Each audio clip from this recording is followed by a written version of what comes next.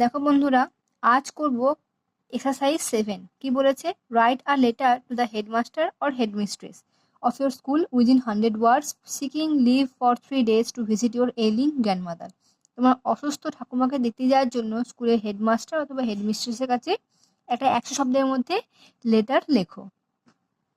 তো দেখো আমি লিখেছি ফার্স্টে ফরম্যাট অনুযায়ী টু দ্য হেডমাস্টার অথবা হেডমিস্ট্রেস, যে যারা স্কুল অনুযায়ী লিখবে।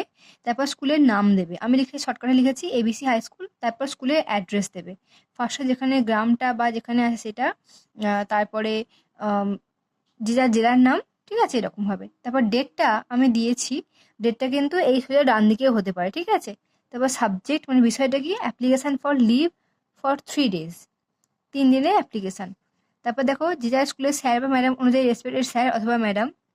তারপর লিখেছি I beg to state that my grandmother is seriously ill and I need to visit her to take care of her during this difficult time. তার এই অসুস্থতার মানে অসুবিধার সময়তে তাকে তার যত্ন করতে হবে, সেই জন্য কি তাকে দেখতে যেতে চাই। Therefore I kindly request you to grant me leave for 3 days from এত টু এত। সেই জন্য কি করছি, অনুরোধ করছি আমাকে 3 দিনের ছুটি যেন কি করেন, গ্র্যান্ট করেন। তারপর কি লিখেছি লাস্টে, I shall be highly obliged for your kind consideration. মানে আপনি যদি এই যে বলেন না, লাস্টে বলতে হয় না যে আপনি যদি ছুটিটাকে গ্র্যান্ট করেন তাহলে কৃতজ্ঞ থাকবো, এরকম টাইপের।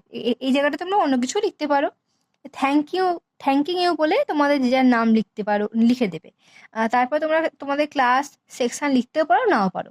অফিসিয়াল লেটার যত ছোট লিখবে অ্যাপ্রোপ্রিয়েট ওয়ার্ড অনুযায়ী তত ঠিকঠাক হবে আর কি।